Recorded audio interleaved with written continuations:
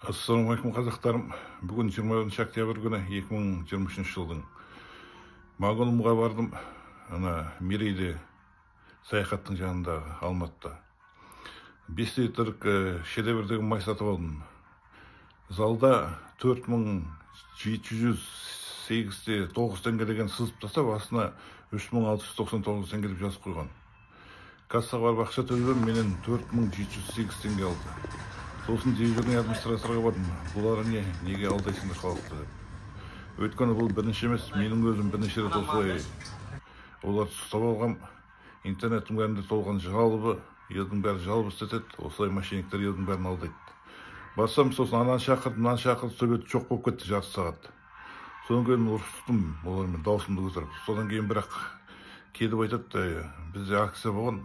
Сосын сенникті алуды ұмытып кетіппіз. Бұл өтірік кетеді, осылай постоянно осылай сенникте бір баға тұрады, кассаға барып ақша төлесең, одан қымбат төлейсің. Сол сияқты кассада тұрғанда 4 нәрсе алсаң, мысалы не 5 нәрсе алсаң, бірдей.